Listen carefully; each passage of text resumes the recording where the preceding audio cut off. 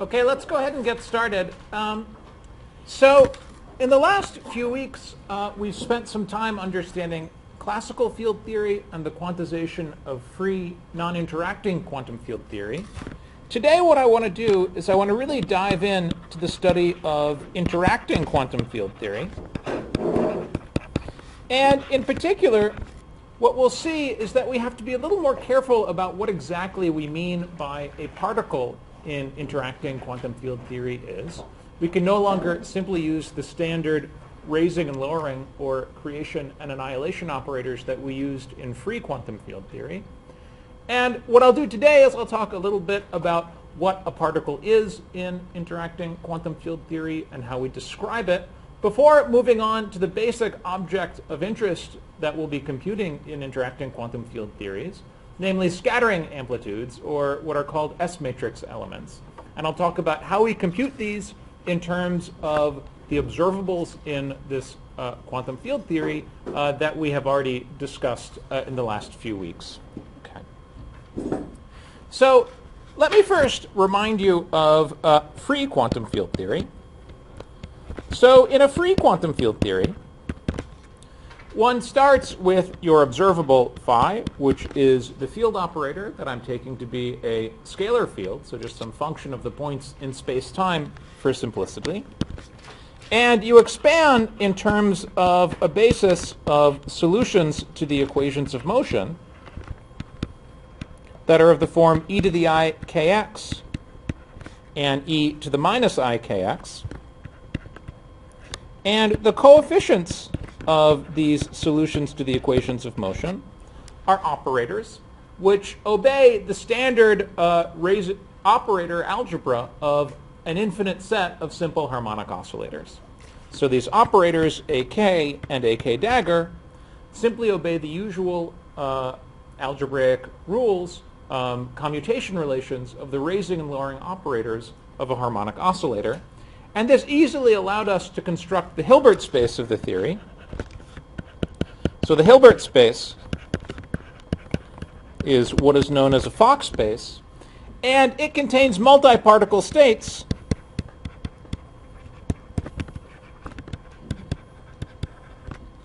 of the form a bunch of raising operators, say ak1 dagger up to akn dagger, acting on a vacuum state. Okay. But in an interacting quantum field theory,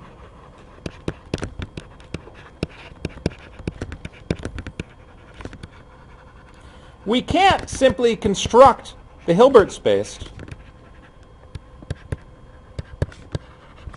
by taking linear combinations of these Fock space basis states that are found by acting with raising operators on the vacuum.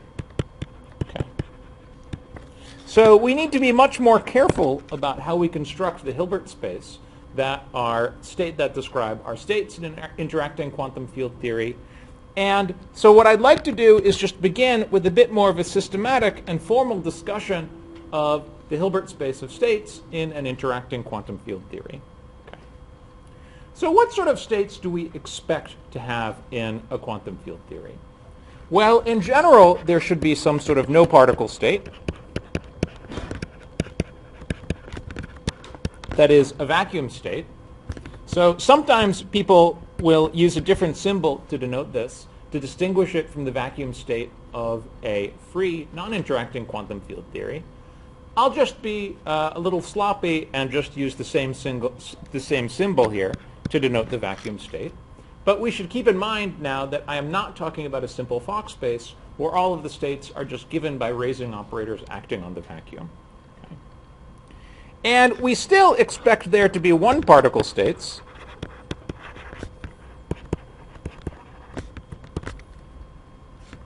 that will be labeled by some momentum. And the energy of such a state is, as in the free particle case, just given by the basic formula for energy in special relativity, that the energy is the square root of k squared plus m squared for some value m. Okay.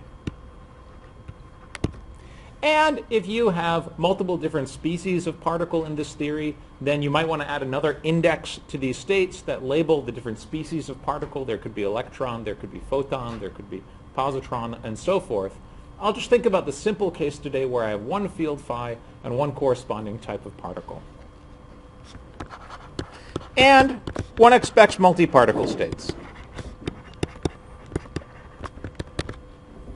And as we discussed last time at the end of class, I will label those states by a total energy or a center of mass, a total momentum K or a center of mass momentum,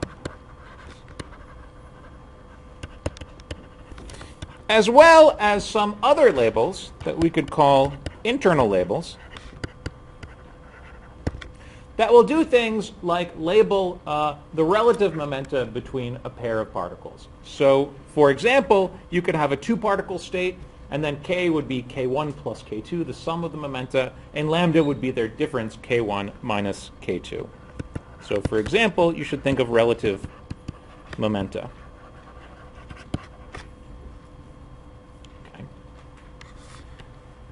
And these multi-particle states will also have an energy that's given by the basic formula in special relativity that energy is the square root of k squared plus m squared. But now, of course, this energy will depend on this additional label lambda. Sorry, I can't write that very neatly. Okay. So, for example, if lambda gives you the relative momenta of a two-particle state, then the total energy will depend on that relative momentum. Okay. And an important point is that there should be a continuum of such states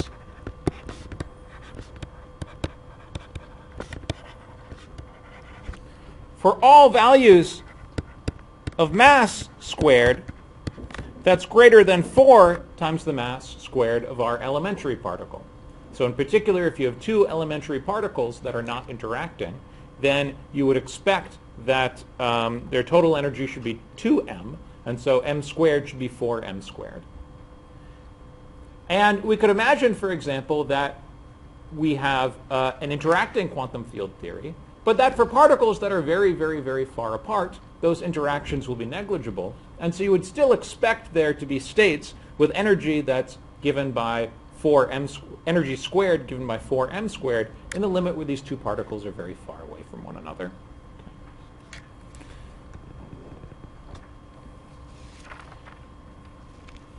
And so what I'd now like to do is describe to you, at least a little bit schematically, how it is we can talk about observables and, for example, scattering elements in terms of these multi-particle states.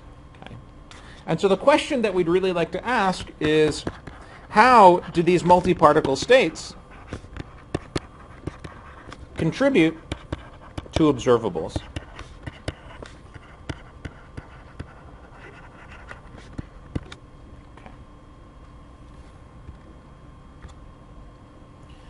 Okay. So are there any questions before I continue? This is essentially where we left off last class. Yes. So the observables are still the scalar field operator phi.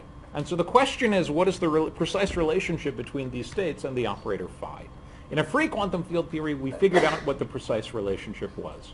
You write out the Fourier modes of phi, and the Fourier modes are operators that obey the creation and annihilation algebra, and so you can construct these particle states by acting on the vacuum with one of these creation operators, and that creates a one-particle state, and so on and so forth. Okay. The question now is, for more complicated interacting theories, what is the interaction between these states and observables? Okay. And of course, I can't tell you the precise answer without giving you a particular interacting field theory. What I want to do today is just tell you the general language that we use to describe these states. Good question. Other questions? Good. Okay. So let's first consider the very simplest observable. Okay. So let's imagine that we have our field operator, and we want to compute its expectation value in the vacuum. Okay. So this is referred to as the vacuum expectation value.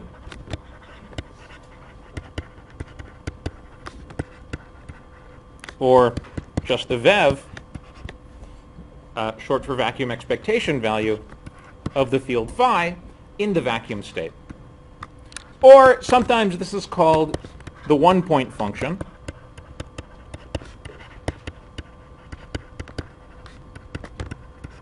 Of the field phi. So this is the simplest observable that you could imagine computing in a quantum field theory. Okay. So the first thing that we want to do is note that, in fact, although this appears to be a complicated function of x, we will assume that the vacuum state is Lorentz invariant, which will mean that this is not, in fact, a function of x. It's just a number. Okay. In particular, we can use translation invariance to relate the field operator at some point x in space-time to the field operator at any other point x in space-time. So let's just relate it to the value of the field at a point 0, simply by conjugating with the operator e to the I px, where p is the generator of translations.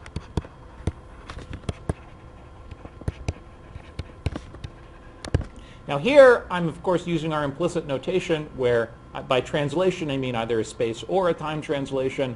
Px is p mu x mu, so that includes both the spatial and a time translation.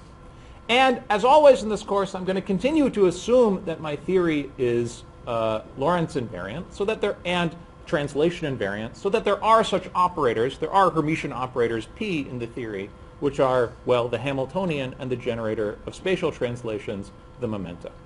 Okay. And the second assumption I'm going to make is that the ground state of our theory is Lorentz invariant, okay? Meaning, and in particular, that it is translation invariant. That means that these operators annihilate the vacuum,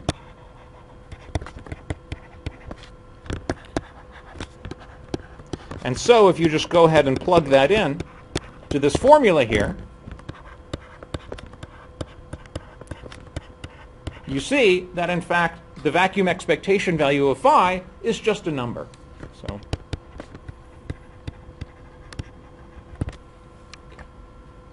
So what is this number? Well, let's first think about the example of free field theory. In free quantum field theory, phi can be expanded in our basis of raising and lowering operators. So I'll just write Hermitian conjugate here. And maybe I'll write it out explicitly. And if you take the vacuum expectation value, well, when you take the vacuum expectation value of that guy, you can act with AK on the vacuum state from the left, which gives you 0. And when you take the vacuum expectation value of that guy, you can act with AK dagger on the bra vacuum state from the right, and you get 0. So that means that this vanishes in a free quantum field theory. Okay.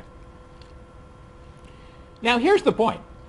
In an interacting quantum field theory, we could always just imagine shifting our field phi in order to make this one-point function vanish. So in an interacting field theory,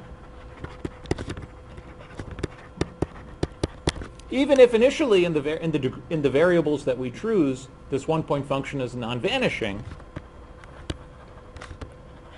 we could always choose to use a new field variable. So let's call it, say, phi tilde, which is phi minus a constant, namely the expectation value of this field operator in the vacuum state, to set this one-point function equal to 0. Okay. So simply by shifting the field phi, we could always make an interacting field theory look like a free field theory in the sense that all of the one-point functions vanish. So let's do that.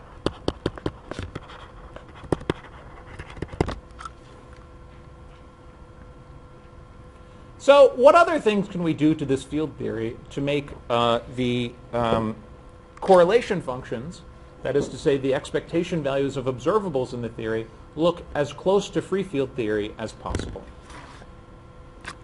So let's now consider the second simplest observable in the theory, which is the two-point function, that is to say the propagator.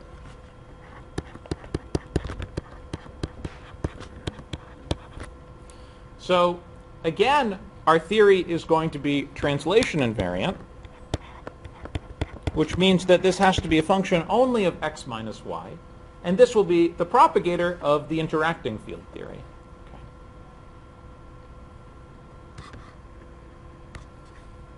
So what does this propagator look like?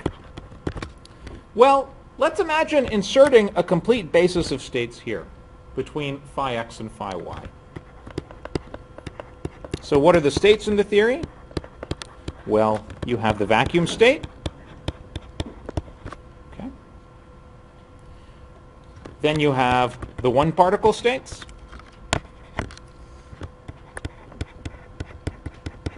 Sorry, I guess I should integrate sum over them. So you have to sum over the one-particle states with the appropriate measure factor.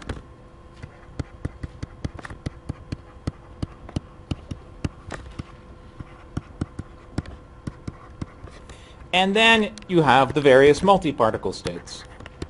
So we have to sum over that label lambda that I use to label all of the internal degrees of freedom in the multi-particle states. And then you have to insert that family of multi-particle states in between phi x and phi y.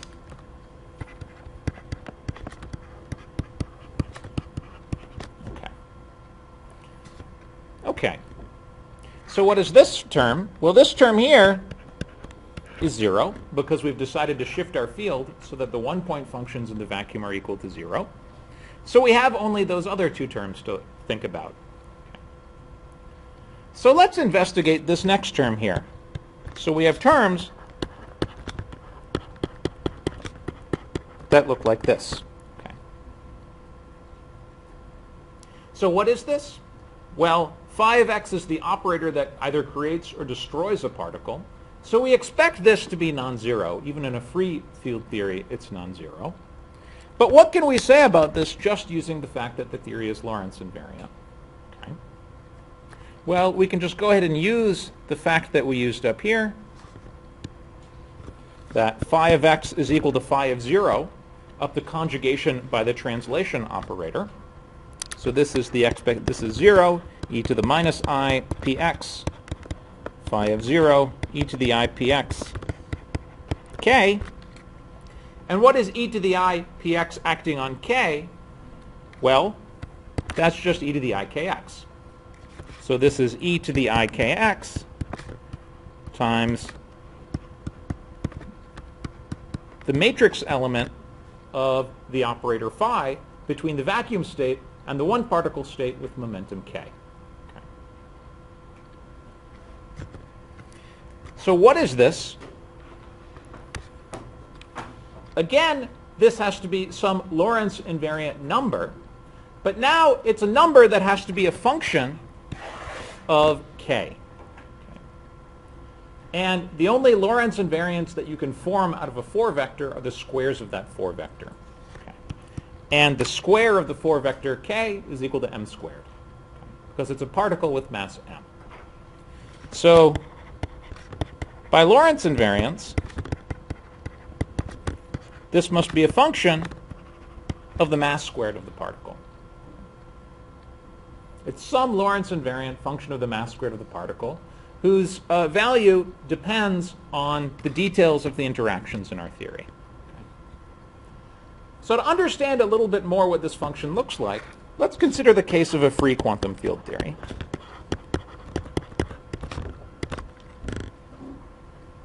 So in a free quantum field theory, you could go ahead and compute this,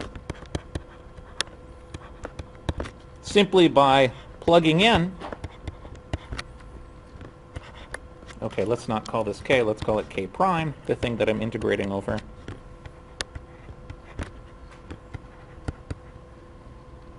Prime plus, so we just need to plug in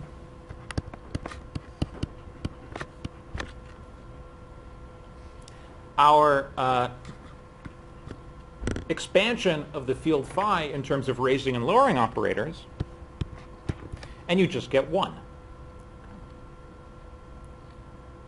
AK dagger, so remember the state k is just given by AK dagger acting on the ground state with an appropriate normalization factor that is the square root of 2 omega k. This was a normalization factor that we introduced originally about 2 weeks ago when we described our Fock space. It was a normalization factor I introduced for future convenience, and the future convenience I introduced it for was to cancel this other factor that I also introduced for future convenience. Okay. So we see that in a general interacting quantum field theory, this matrix element of phi between the no particle state and the one particle state could be more complicated than a free quantum field theory. Okay. But it's not actually more complicated because we can always rescale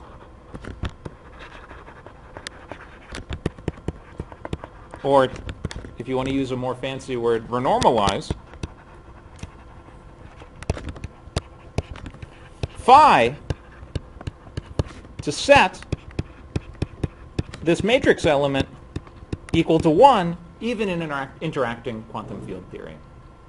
What does that mean? That means that if you start with some field phi where that matrix element is not equal to 1, you just define phi tilde to be phi divided by this matrix element. The important thing to note here is that by Lorentz invariance, as we noted up here, that matrix element does not depend on the vector k in any way except through its length squared by Lorentz invariance, which means it depends only on the mass of the field phi. Okay. So our interacting field theory is looking a lot like a free quantum field theory still. Okay. It's only when you get to the multi-particle states that things begin to look different. Question in the back.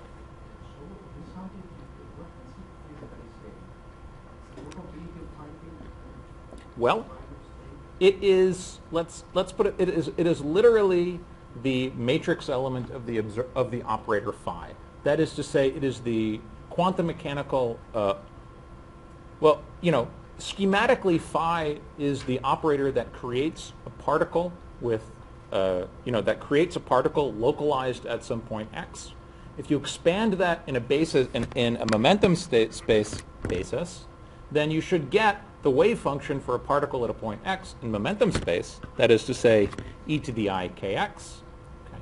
And here, because x depends on time, that's a full 4 vector e to the I k mu x mu. But what we find is that in an interacting field theory, it's that times a number. Okay. So all we're doing here is we're just changing our field so that that thing's equal to 1. Just some choice of normalization for our field.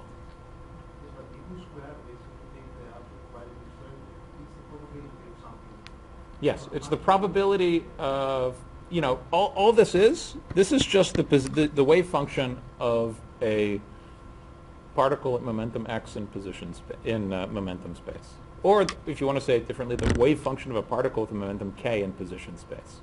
Okay. So it's the probability of, if you want to say, if you squared this, it's the probability that if you act with a field operator at a particular point x, it creates a particle with momentum k.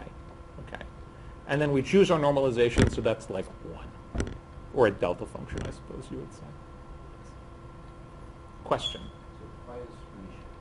Yes. Is there an operator that stores a particle position? Sure. It's phi. Okay, right? Because, let's put it this right, because it's got an A dagger in here. Sorry. A dagger is the one that creates a particle at position. A dagger is the operator that creates a particle, and A is the one that destroys a particle. So phi both creates and destroys particles. Okay. If that, it has to because it's Hermitian. Good question. Okay, so let's go ahead and plug all this back into our formula up here for the two-point function. So this two-point function, in a general interacting quantum field theory, well, we had the integral d3k with this normalization factor times this factor up here. Okay, and what was that? That's just e to the ik x minus y, okay, because we got an e to the ikx from this factor here, and an e to the minus iky, because you have to complex conjugate it when you have the k on the left rather than the right. So you get e to the ikx minus y. And then you had all of this nonsense. A sum over lambda. Oh, here. Maybe before I write this down, okay.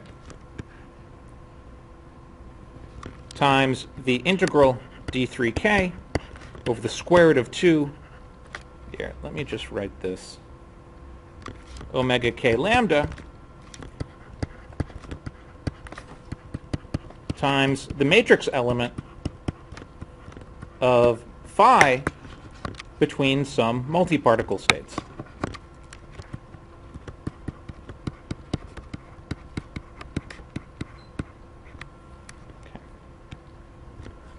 Okay. So, if you were paying attention last class, then you will hopefully recognize this. This is the propagator in a free quantum field theory. And this is the corrections due to interactions.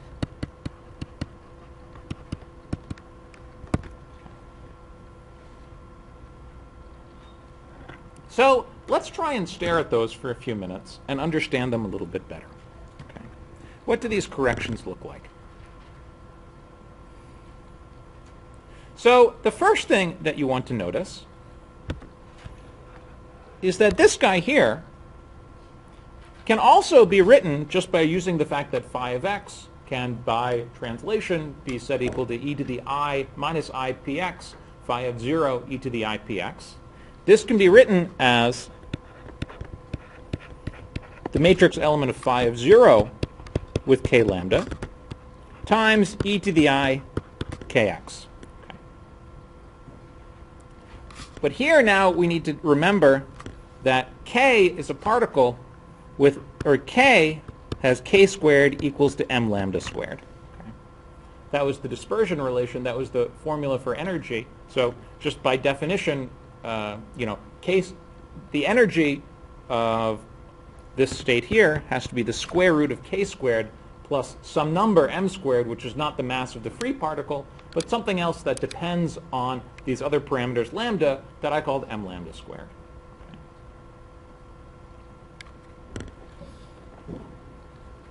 So in particular, what we have here, what this function is here, so let me just rewrite this.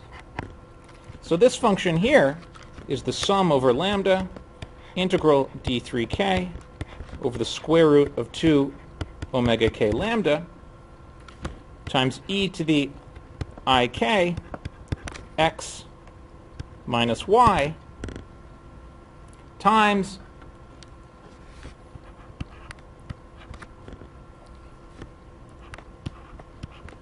this absolute value squared of the overlap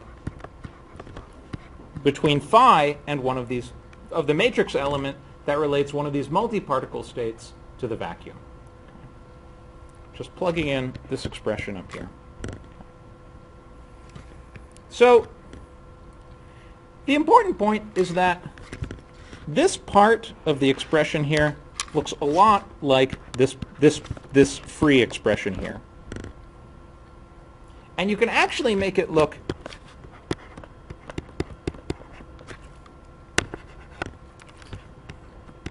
the analogy between these terms look a little bit sharper if you introduce what's known as the spectral function, where you basically note that this quantity here is a scalar function only of lambda. In particular, it depends on m lambda squared. So you can write this as an integral where you basically integrate over all possible values of m lambda squared times some function that we call the spectral density. So in particular, you have to be able to write it as an integral over some auxiliary variable that I'll call s times the integral d3k over the square root of 2 omega k lambda times e to the I k x minus y, where rho of s is known as the spectral function, and it's the sum over lambda of this matrix element squared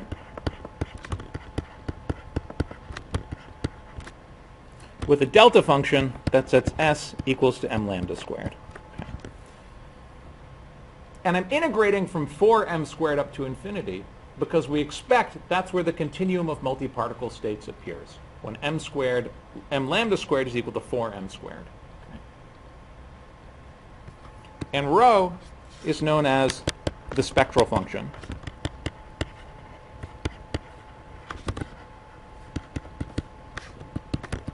of the quantum field theory. Okay. So I haven't really done anything here. All I've done is use what we know about Lorentz invariance of our field theory to redefine our field variables to make this two-point function look as close to possible as the free two-point function. And we see the leading piece is just the free two-point function. And the difference is that we have this spectral function here that tells us how our field operator phi wants to interact with multiparticle states. Okay. Now later on in this course we're going to start computing spectral functions for QED and for other sorts of theories. But let me just as a prelude tell you what you should be expecting when you start thinking about interacting quantum field theories. And I think it'll help you think a little bit about what these spectral functions mean.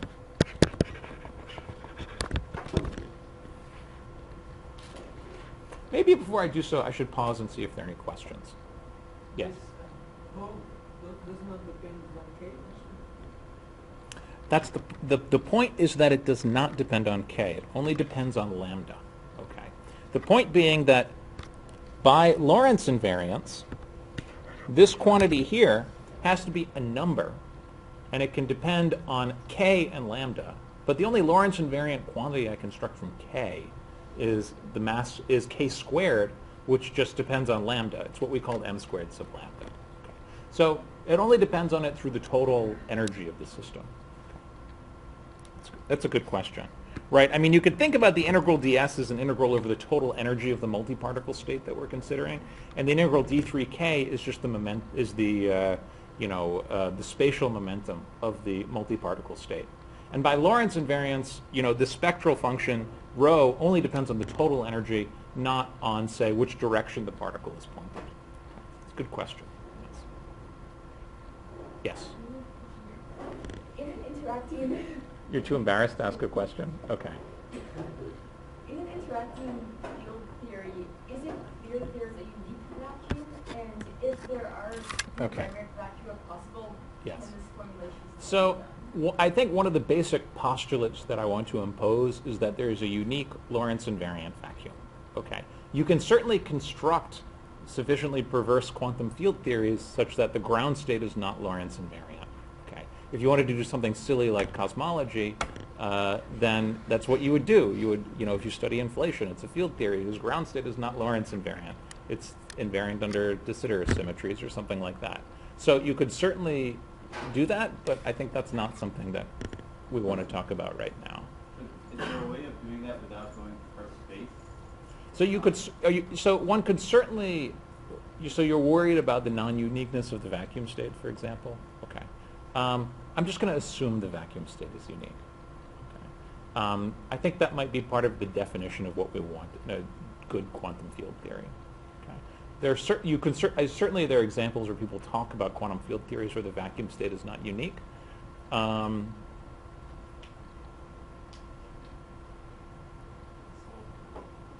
It's sort of perverse, right? I mean, yeah. Okay, let's not talk about that. Any other questions? Good question, but let's not talk about it. I mean, to some extent, you could ask, what do you mean by a vacuum state? Usually you mean a state of lowest energy. Okay, so there's usually a unique state of lowest energy. There might not be. There could be a family of states, all with zero energy.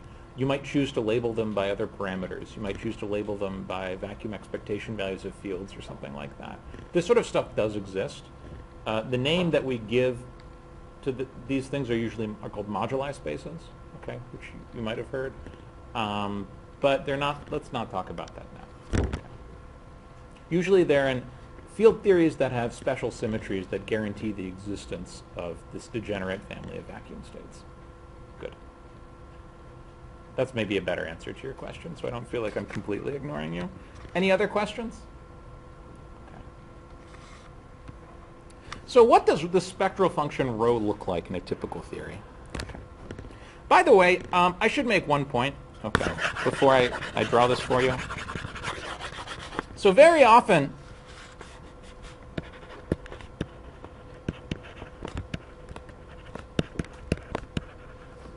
we could just write d of x minus y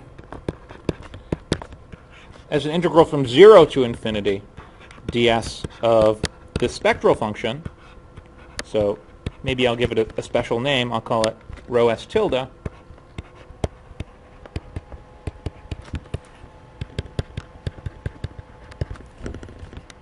Where rho tilde is the spectral function I wrote down earlier, plus a delta function at s equals to m squared. Okay. That's just because, what is this d free? Well, it's this thing here, which is just precisely this guy right here. Okay. So in particular, you could view the original state, the single particle states, as just one more contribution to the spectral function. And what does the spectral function look like?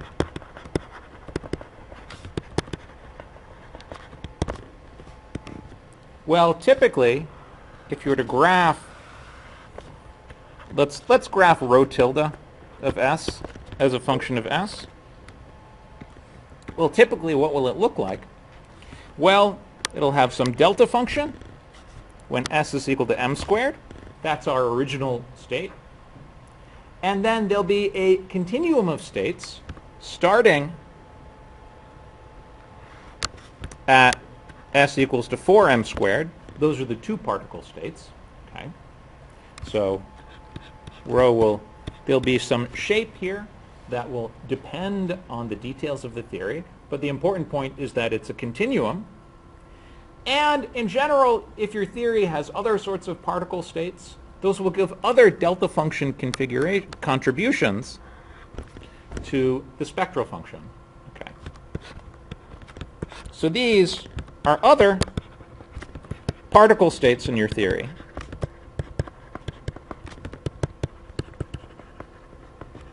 And the important point is that these don't have to be fundamental particles, ones built out of the field phi. They could be built out of something more complicated. So for example, they could be states built out of phi times phi. Okay. Those would be bound states where two of your fundamental particles will bind together to make something else. So for example, bound states. Okay.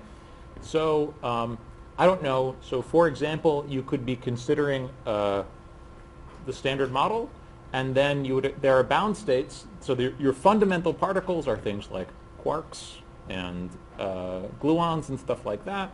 But there will be bound states which come from operators where you take the quark field and you take the three of them together, and you get quark triplet states that we call protons, okay, neutrons and stuff like that. And so these would appear as some delta functions in the spectral function rho. And the important point is that we can distinguish between multi-particle states and single particle states, because single particle states give you delta functions in rho, and multi-particle states give you some nice smooth continuous contribution to rho. Okay. So this here is the multi-particle continuum. So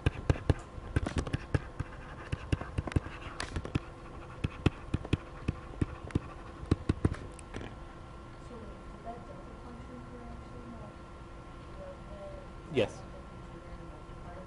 particle? These delta functions are bound states. So let's call them, I would call them they're single particle states in the sense that, if you imagine, say, that you have 3 quarks that are bound together to form a single particle, you can't separate them widely. Okay. So there won't be other continuous parameters that characterize these states.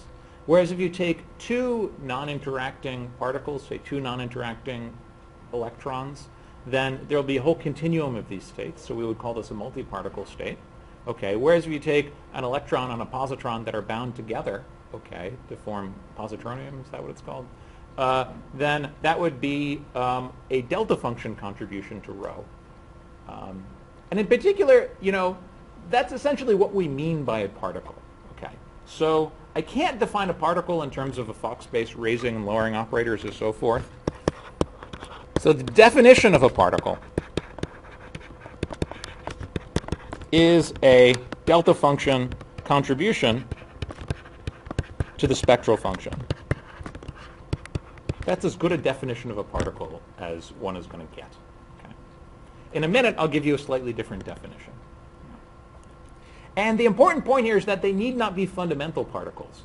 Okay. They need not be the things that are built out of the Fock space operators coming from a field phi. They could be more complicated bound states. Okay. So not necessarily fundamental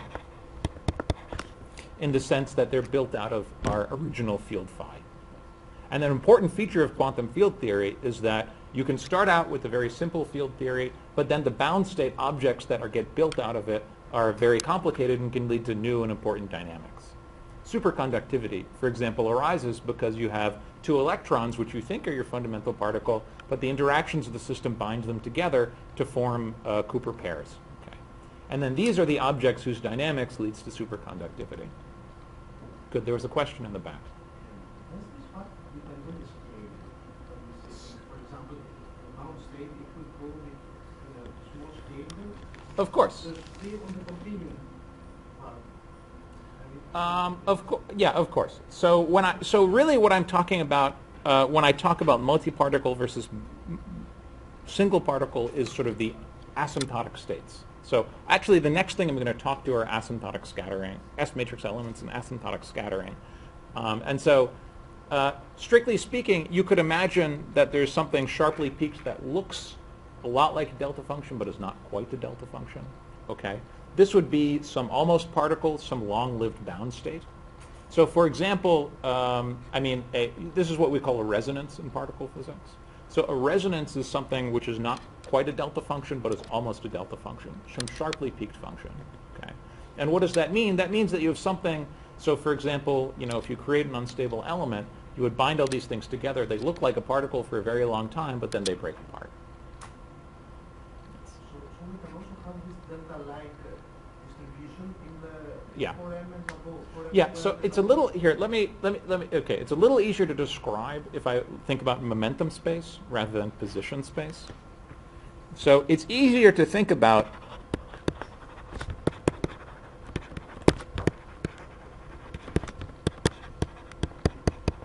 this 2-point function or propagator in momentum space. So that's the integral d4x e to the I kx times this position space propagator.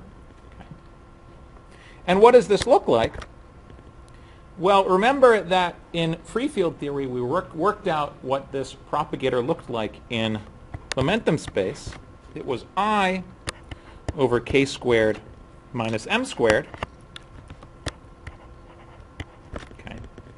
There is some slight subtlety where we had to deal with how we defined the contour in the k0 integral when we think about this guy in momentum space.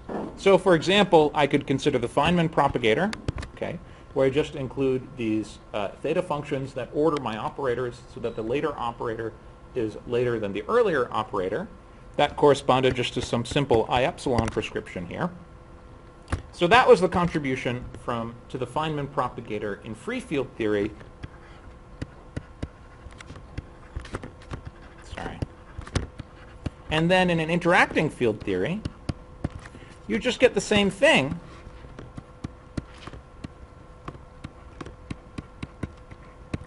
except now you have an integral coming from this spectral function. And this is known as the Lehmann-Callan, or maybe it's Callan-Lehmann, spectral representation of the Green's function.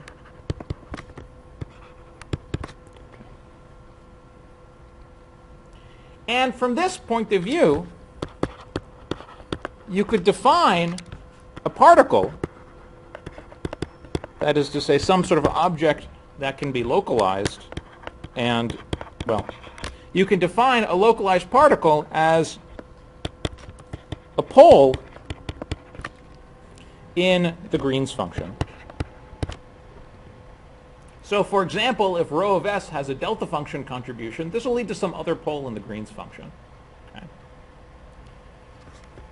Whereas a multi-particle continuum would give you some integral here that will not give you a pole in a Green's function, but some more complicated analytic behavior.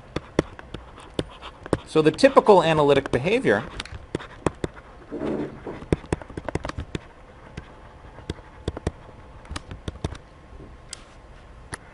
of the Green's function will be that you'll have some pole. So this is the complex K plane. Let's call it the complex K squared plane. You'll have some pole where K squared is equal to M squared. You might have some other poles in the complex K plane corresponding to bound states. And then when K squared is equal to 4M squared, you have a branch point and you have a branch cut going off into the infinite K squared. That's the typical behavior if you just took some smooth function rho and integrated it from 4m squared up to infinity times I over k squared minus s. So now what is an approximate particle, a long-lived metastable state? Well, that just corresponds to a feature in this two-point function where you take one of these poles and instead of having them on the real k squared axis, you displace them slightly off into the complex k squared plane. So I don't want to focus on resonances and bound states and long metastable bound states and stuff like that yet. So for right now, let's just take this as an appetizer and invitation to things that we'll be moving on to discuss later on in the course. Yes. Question? Since the mass term is a quadratic in the field, is that why a two-point function is sufficient for defining the particles instead of like a three-point or any other? Yeah. It's like two fields. Yeah. I mean, the fact. Yeah. Yeah. I mean, I want to say yes, but I'm not exactly sure what your question is. Yeah, I guess just why is like a two-point function enough to define a particle? Because you can have any number of. Well, and indeed, so the question that you want to ask next is what do higher point functions mean? Okay, what are higher point functions computing for you? And that's what I'm going to try and answer next. Okay, and as we'll see, the higher point functions compute for you scattering elements.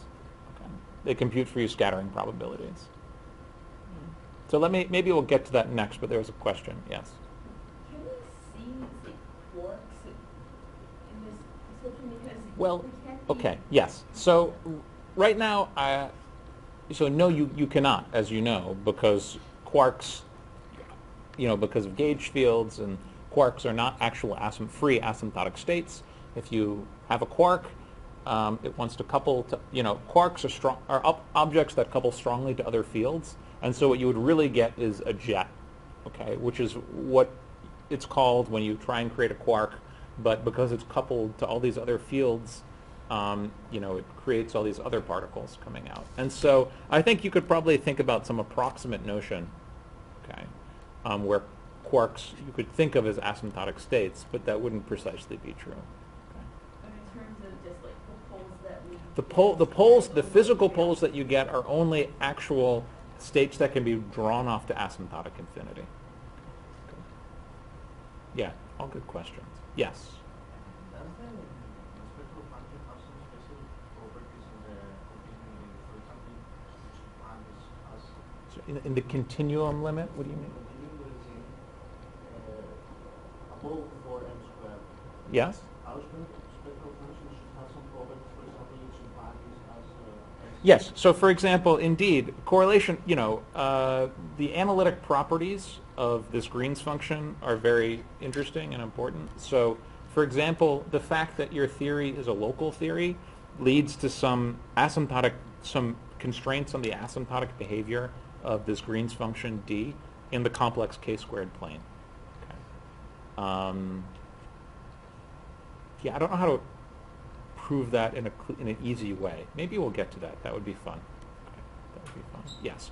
But so, for example, we do know on general grounds some data about the analytic properties of these correlation functions, these two-point functions, in the complex k-squared plane. Good question. Yeah.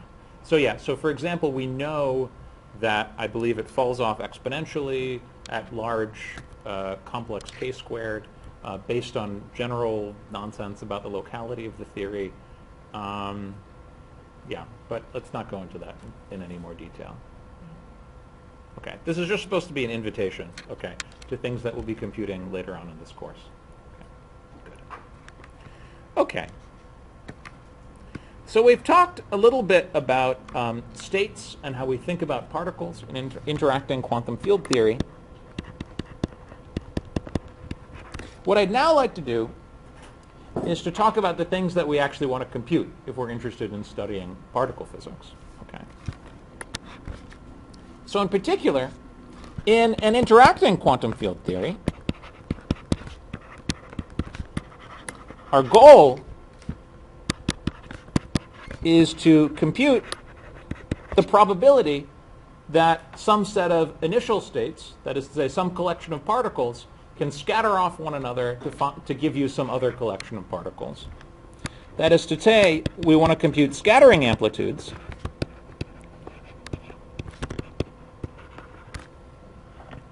between some initial and final states.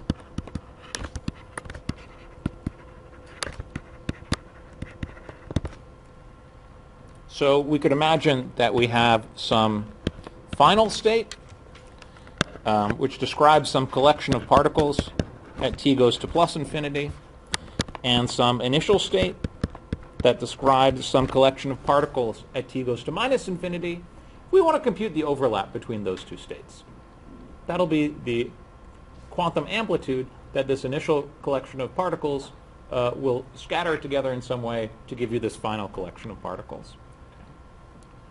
Now, when I phrase it in this language, I'm really using a Schrödinger picture.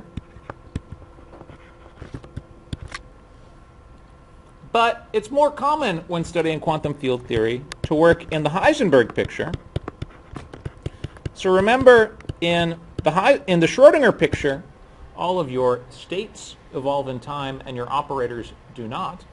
Whereas in the Heisenberg picture, your states are constant in time and your operators evolve. Okay. And so if you think about it, when we talk about a field operator phi that depends on space and time, we're really using the Heisenberg picture, not the Schrödinger picture. When I wrote down expressions where I told you that phi evolved in time by conjugating with e to the iht, that's a Heisenberg picture expression rather than a Schrödinger picture. Now, of course, the answers that you get will be the same in either picture, but I just want to clarify that we're really using the Heisenberg picture so that the states f and I are independent of time. And so when I write down a scattering amplitude of this sort, I really want to write down the matrix element, the scattering amplitude, as the matrix element of some operator that I've called S here, that's typically referred to as the S matrix, where S is short for scattering. Okay. It should really be the S operator, but, you know, it's called the S matrix. Okay. So what is the basic idea here? So what I'm going to do, hopefully by the end of class today, is write down a formula for you that allows you to compute these matrix elements in terms of the correlation functions of your fundamental field phi. So what is the basic idea here? So the basic idea is that if we want to consider particle states built out of our fundamental field phi, then at t goes to plus and minus infinity, all of the particles that we're talking about are going to be widely separated, and hence will essentially be non-interacting.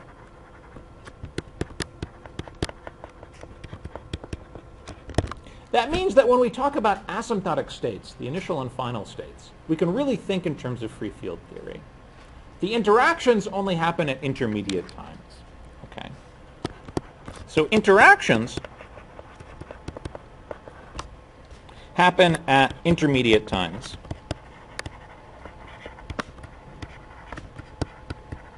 Where the various particles we're talking about are no longer very widely separated.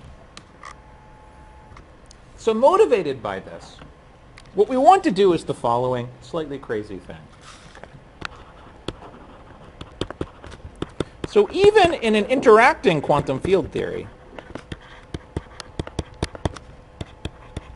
what we want to do is take our field operator, okay, it's a Heisenberg field operator, depends on space and time, and expand it in terms of a basis of Fourier modes. So I'll write it as e to the ikx, ak, e to the minus ikx plus the Hermitian conjugate, e to the plus ikx. Okay. The point being that in an interacting, so in a free quantum field theory, these AKs and AK daggers were operators that were independent of time.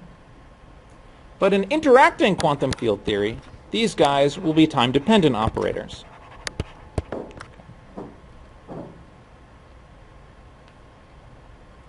And so what do we mean by our initial state? Okay. In our initial state, our picture is that we have a bunch of widely separated particles, so we can think about them as being non-interacting. So in the initial state, well, okay, there'll be some. So let's imagine that we have some initial state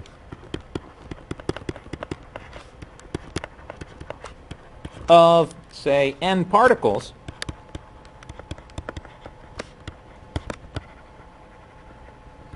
with momenta p1 up to pn. Then how would we describe this state? Well, we would write it exactly as if we were using our free Fock space quantum field theory, but we would be careful to use it at t goes to minus infinity because we're talking about initial states. So you would have these normalization factors that are really not too important. They just make sure that our state is unit normalized.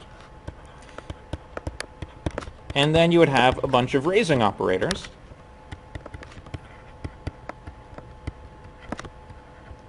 Corresponding to, that would create particles with momenta p1 up to pn at minus infinity. Okay, so we have to use the fact, we have to be careful to remember that these operators ak and ak dagger depend on time. To create an initial state, we want to use the ones at minus infinity.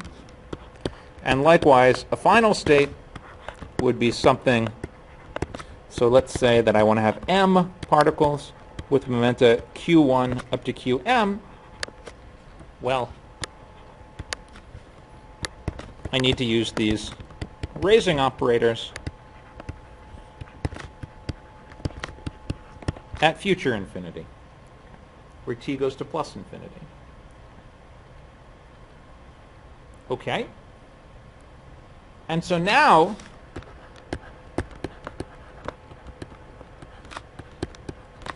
the S-matrix element that describes scattering between these initial and final states is some normalization factor that's just a product of a bunch of, 2 times the square roots of these energies, is going to be the overlap between a bunch of, well, lowering operators, because I have to go from the ket here to the bra here. So a bunch of lowering operators, AQ1 at plus infinity, up to AQM at plus infinity, and a bunch of raising operators that create the states at t equals minus infinity.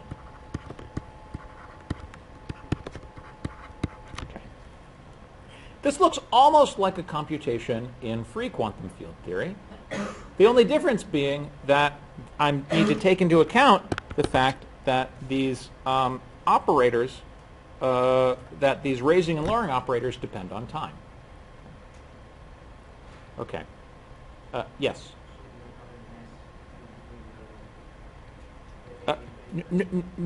No. What I want to do is just compute the overlap between these states.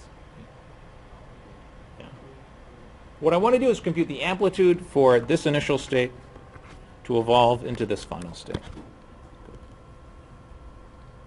Yes? You will do this because you basically have free theories as positive and That's right. That's right. The point is that in the very far past, you take a bunch of particles, okay, in the very far past, they all have to evolve until they're very far away from one another. And the theory is essentially non-interacting in the far past and the far future. Okay. The fancy name people sometimes use is cluster decomposition for this property. Okay. That's just a fancy way of saying 2 particles that are very far apart can't interact. Okay. Yes, precisely. Okay, so now I'm going to do something very sneaky. Okay. So I'm just going to forget about that square root factor out front, because otherwise I'll never fit these on the page. What I want to do is I want to notice that I could freely insert a time ordering operator here. Okay. Remember, what is the time ordering operator? So the time ordering operator is the instruction that you reorder everything so that all of the things that happen later are moved to the left and all of the things that happen earlier are moved to the right. So later on left. That's how you remember it. L, later and left both begin with L. Okay, so I haven't done anything here because I already had all of the later operators on the left. But now I can use the fact that I have that time ordering operator here to do something extremely sneaky. Okay. I can write this for every time I have an AQ at plus infinity. I can also subtract off an AQ at minus infinity.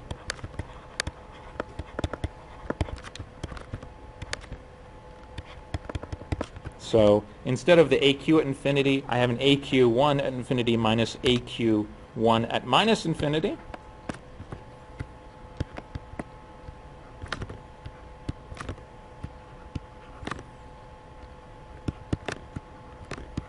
And then likewise for all of the APs. So I have an AP1 dagger at minus infinity. I'll subtract off the AP1 dagger at plus infinity.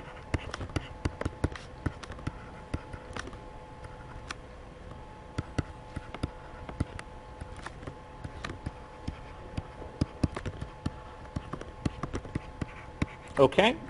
Now, why am I allowed to do that? Well, it's because I had that stupid time ordering operator here. So what does this time ordering operator do? Well, it tells me that when I have this guy here, I need to move it all the way to the right. And when I move it to the right, it'll hit the vacuum and you'll get 0. Okay. And likewise, when I have this term here, it says that happens at very late times, so I move it all the way to the left so that it'll hit the vacuum and then you'll get a 0. So as usual in physics, all I'm doing is adding 0 written in a very, very complicated way.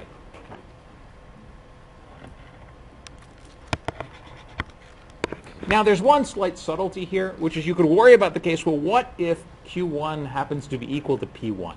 Then we know that that AQ1 at minus infinity may not commute with AP1 at minus infinity. Okay, that's a special case referred to as forward scattering. where one of the initial momenta is the same as one of the final momenta. Okay. What we can do is let's just forget about that case for now. Okay. Imagine giving an extra little tiny bit of extra momentum to one of the momenta to one of the particles to make that not true. Then at the end of the day, take the limit where the two particles have the same momenta, and that'll give you the right answer. Or if you wanted to, you could just consider that case separately. But in any case, let's just not worry about that for now, because the answer is not going to depend on that subtlety. So what does that mean? That means what we need to do is compute the difference between, say, an operator at infinity, the raising operator or the lowering operator at infinity, or what I guess I called it a q, not a p, aq at infinity and aq at minus infinity. And if we do that, then we're done. And here is the basic claim, which is the basis of the relationship between scattering amplitudes and correlation functions in quantum field theory. It's that if you include the stupid normalization factor, okay, times aq at infinity minus aq at minus infinity, so that is an operator, and we can write it as the Fourier transform of the wave equation, the wave operator, the Klein-Gordon operator, acting on the field at position x. So here, this d squared is the Lorentz invariant wave operator, the Klein-Gordon operator minus plus dt squared minus d by dx squared. Okay. So to show this is just a little bit of a calculation. Nothing terribly fancy here. Okay. So let's just go ahead and compute the quantity on the right-hand side here. So this is e to the I qx times d squared plus m squared phi of x. Okay. So to do this, what I'm going to do is write this out, write out this covariant derivative, this Klein-Gordon operator explicitly. So you get an integral d4x e to the I qx. So what is that? That was d by dt squared minus d by dx squared. Okay. But I could integrate the parts, integrate the d by dx squared by parts to get it to act on this guy. And then it would be minus d by dx squared acting on that guy. And so I'd get down two factors of I times q. So that would give me a plus from the I squared times the minus on the d by dx squared, q squared plus m squared times phi of x. And this, of course, being what we called omega. And then I could rewrite this once more as the integral d4x d by dt of e to the I qx times I d by dt plus omega q times phi. Okay. Just to see that this is true, just work out the derivatives explicitly. So you get one derivative where you hit that guy and you get an I omega t. You get an I omega times phi, which is, so well, I guess there's a bunch of different terms. You can work it all out explicitly. So for example, if you take the d by dt acting on this term, you get two terms, one of which is an I omega d by dt, and the other of which is an omega squared. That omega squared is this omega squared right here, and the omega times d by dt phi cancels the term where the d by dt acts directly on phi here times this omega, and the only thing that's left is the one where you have these two d by dt squareds, so you're left with this expression right here. Okay. So trust me, I'm not doing anything particularly fancy here. Okay. But now, oh yes, question.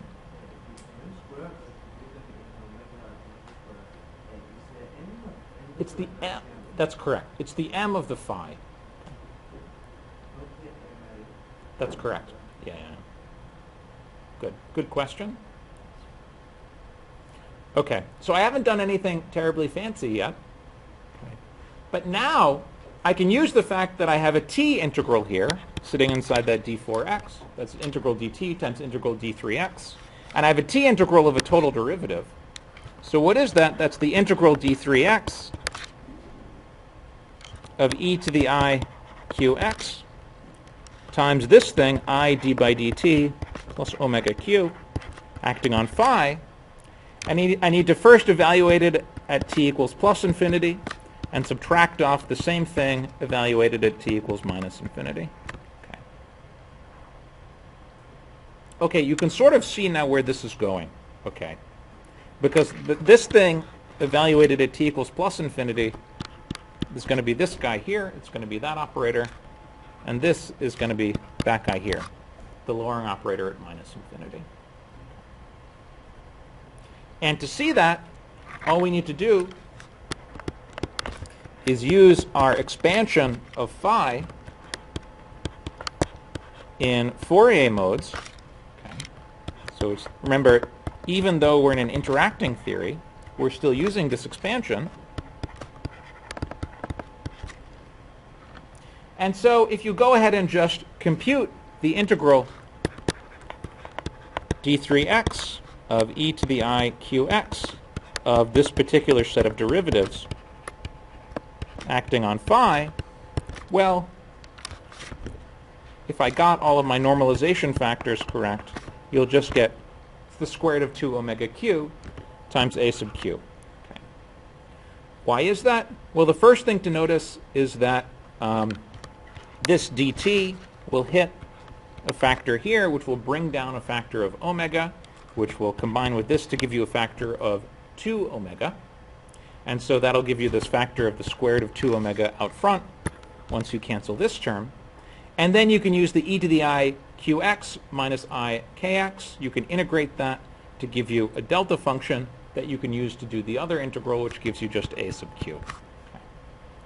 And the point being that in this Hermitian conjugate term here, you have an e to the plus I kx, and so that these two terms, this term here, would cancel off of this term and gives you no aq dagger. Okay. So that's the proof. Okay. And so if we put this all together, this gives you at least an, in principle, expression for the S matrix element. Okay. So remember that this S matrix element was the vacuum expectation value of the time-ordered product of the differences between all of these raising and lowering operators at t goes to plus infinity and t goes to minus infinity. Okay. So let's just go ahead and now use this result here, which tells us how to compute that. And I'll just write down the answer for you. So you get an integral. So for every, so I forget, the p's were the final state particles, is that right? So for every final state particle, you get an integral dx1, so let's call it e to the I p1 x1 times d by d x1 squared plus m squared. So you get one of these integrals for each one of the final particles, or the p's the initial particles. Let's take a look. I just want to make sure. Yeah, the p's were the initial particles. Okay.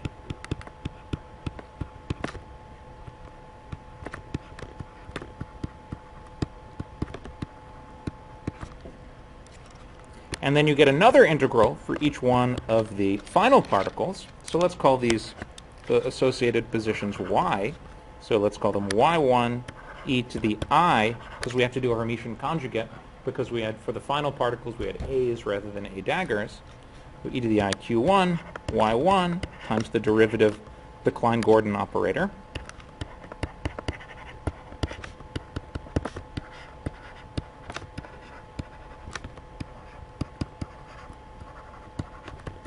So we get, at the end of the day, a relationship between this scattering matrix, the scattering amplitude, and a bunch of Fourier transforms of a bunch of Klein-Gordon operators acting on the time-ordered product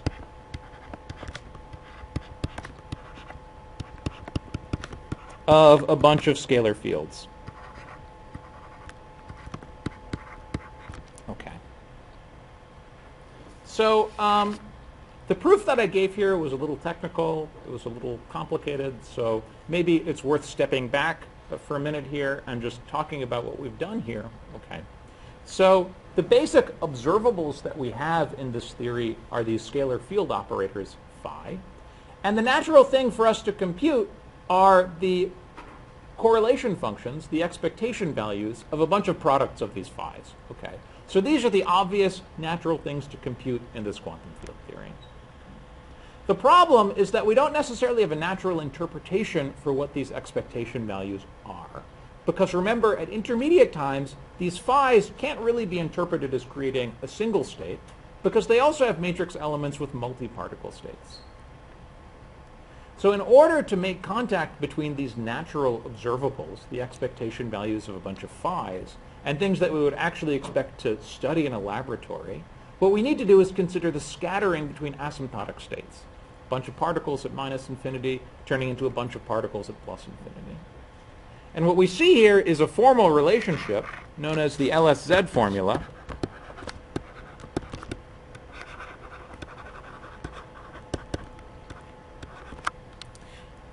that relates these two different quantities. The natural quantum mechanical observables, the expectation values of a bunch of phi's, with the natural physical observables, namely the scattering elements.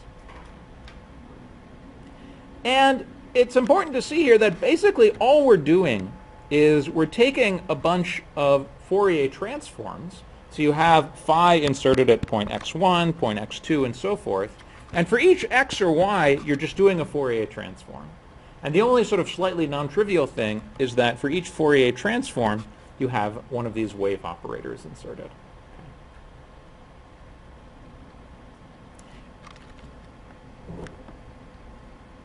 Okay. So let me now spend the last few minutes making some physical comments about this.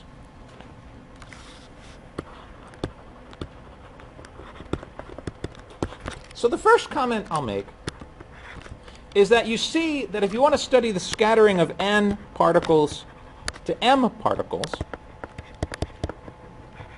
what you need to do is study n plus m point functions.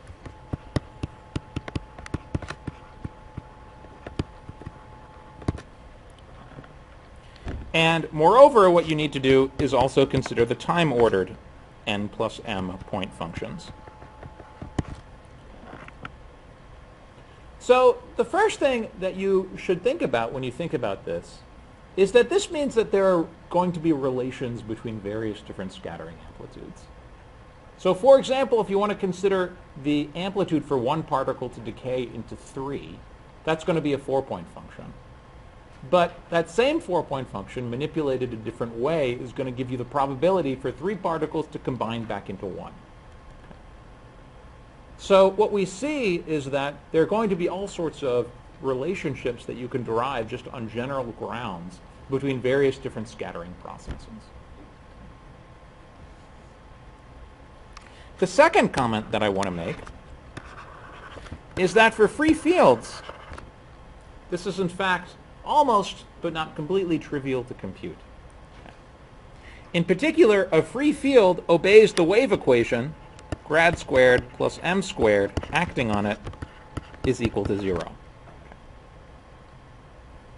So in particular, what this tells you is that in a free field theory, scattering is completely trivial.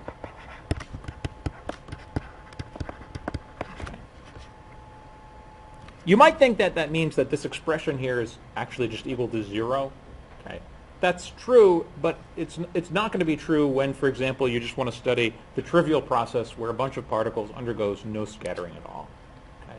So the first example that I want to do of an application of this formula is just to compute the probability that a particle will remain a particle in a free quantum field theory. Okay.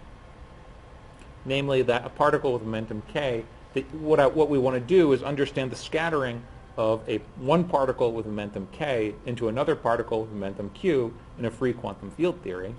And you better believe that's just going to be a delta function that sets k equals to q. Okay. So I'm formally out of time. Would it be okay if I just took like 3 more minutes and just worked this out? I think it might be useful to like do one example just so that we have a little bit of a chance to get comfortable with this sort of formalism. Okay. So let's just consider the following example, namely that of a free quantum field theory. And I'll take our initial state to be a state with momentum k, or I guess I was calling it p up above. Let's use the same notation. Let's call it one state with one particle with momentum p, and our final state will be another particle with momentum q. Okay. So what is the scattering amplitude?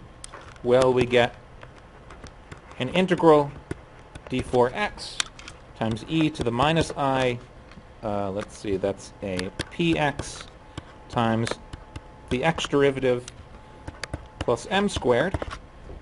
And then we get a second one, so this is integral d4y e to the plus I qy times dy squared plus m squared. And then we have the free propagator. So we have, in particular, this time-ordered product, 5x, 5y, which, if you remember, we computed this earlier when we studied free quantum field theory. This was the Feynman propagator. Okay. You can see now why I was interested in the time-ordered propagator earlier on.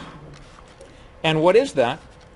Well, that is most easily written in momentum space as the integral, let's call it integral d4k of e to the I k of x minus y divided by k squared minus m squared. Okay. This was the representation of the Feynman propagator in momentum space. Okay, so now this is a fairly straightforward thing to compute. So let's just start. So let's just rewrite that. That first one was integral d4x e to the minus I px dx squared plus m squared. And then we have this y integral. So integral d4y e to the I qy. And what do you get? Well, you have that derivative y squared acting on this term here. That just brings down a k squared. Well, it brings down a minus k squared. And then you have an m squared over here, so that's minus k squared plus m squared divided by k squared minus m squared, otherwise known as minus 1. So you're just left with an integral d4x of e to the I k x minus y, otherwise known as a delta function that sets x equals to y. Just using the Fourier expression for a delta function. So I can now do that y integral. Okay. So it's the integral d4x of e to the minus I px times d by dx squared plus m squared of e to the I qx.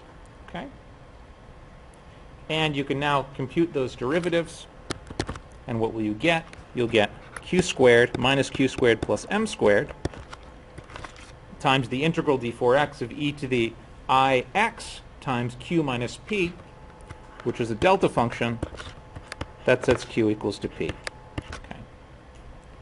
So in particular, what we see is that in a free quantum field theory, a particle with momentum p will scatter into a particle with momentum q only if q is equal to p, with some stupid normalization factor out front. Okay. So this is just a sanity check that this formalism that we've developed makes sense in the limit where these particles don't interact. So next time, we're going to be going beyond this and considering genuine interacting field theories. And in particular, our goal over the next week or two is to develop a set of rules that will allow us to calculate these scattering amplitudes.